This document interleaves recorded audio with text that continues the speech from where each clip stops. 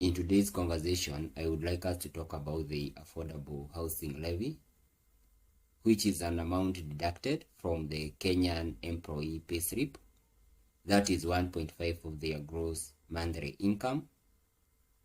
So this deduction have been in operation, or the act was instituted to the Kenyan employee from 31st March 2024 till today.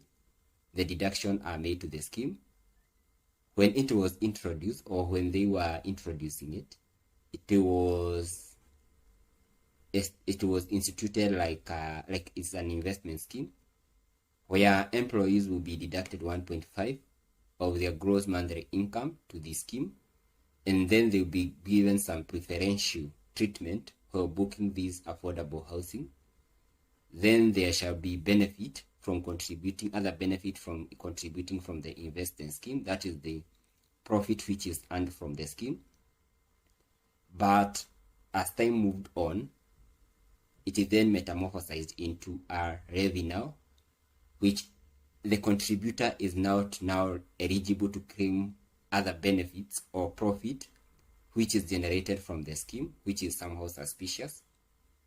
But something I realized while filing my monthly annual returns to KRA, I noticed that in the section where we usually offer insurance relief, the name of the company which is deducting this FAD and the PIN of the company which is deducting this FAD, or which is, let me not use the name deducting, but where we are contributing our money, or the company which is responsible for our money which we are contributing to the scheme, and the PIN of that company, it is not disclosed. Even in the act, they are in the Affordable Housing Levy Act, which was now introduced in 31st March 2024, you can realize a lot of complication and a lot of information which is unnecessary, since we don't have the specific entity which is responsible for our money, or which is directly investing our money to the scheme, or which is technically building these houses. Since we need the PIN of that company, we also need to know specifically the name, not just it is just a partnership between the National Housing Corporation and the county government. That is the information which we need, so that it does not appear like it is propaganda. Let me get into the KRA sheets which we usually use to file return. So there is something which a lot of people forget to include when filing their return. A lot of people technically forget to offer some insurance reliefs, which are usually provided, which can basically assist you to offset your tax liability. So when you select yes, even if you are using the auto-populated form, a sheet L is usually provided, which is computation of insurance reliefs. So it is here. So for instance, when you select NHAF,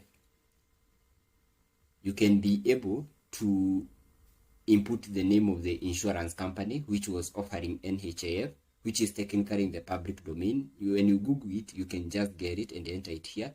You are already conversant with the name of the insurance company, which was the National Health Insurance Fund.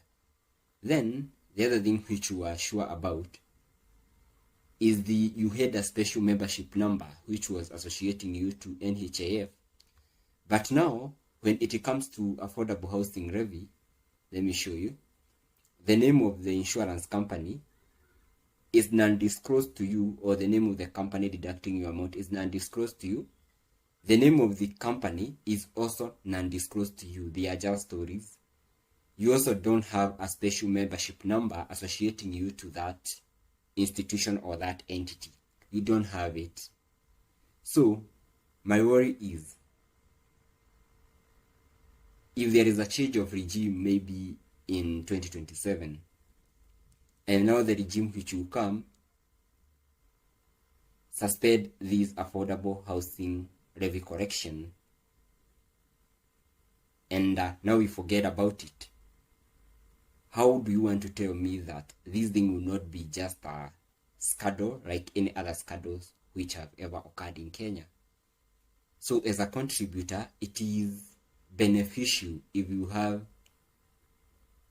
the name of the entity which you are contributing your money to, the PIN of the entity, even if we don't go to the nitty-gritties of why cut this money as a levy or deduct this money as a tax, then construct houses which they are claimed to be contributing to some level of social welfare or some social contributing to a certain social margin of benefit, which is just a positive externality to the society as they perpetrate to be. And these houses, they are being sold to these consumer at a profit margin, since doing all the calculation and deducting the price of the RAD, which is a public utility RAD, and the cost of the house, is technically making supernatural profit, which technically they say they are investing it again to build more houses. So I think this thing about houses, based on my small social welfare economics, it should definitely be left to the private sector, since when the public sector get into the arm of public sector get into commercial houses, now this one is bringing a lot of complication which might have some negative impact the years to come, when the other regime will revisit this scheme and will start be experiencing eviction if this scheme was not instituted properly. So we may be stepping on a bomb which might explode after some times, and then we need to ask ourselves, is this affordable housing really affordable to the person who it is targeting? Is it really affordable? So I have a detailed video which I will upload in the course of this week, where we shall do some calculation and verify, is this affordable housing really affordable despite a lot of information gap and non-disclosure to the contributor, and then understand the impact of the price discrimination in this housing, since these houses, let me show you just a tip of it. I think I have that sheet here which is analyzing those houses here. So you can notice some level of price discrimination when we come to social housing, affordable housing, and affordable housing for the middle class. This is just a room for corruption. In case wherever there is price discrimination, room for corruption is created. So we need that disclosure of specifically who is deducting our money. What is the PIN of that? What is the PIN of that entity? And then, is it commercial housing or this for social welfare? Thank you for watching, and that is the economic vibe.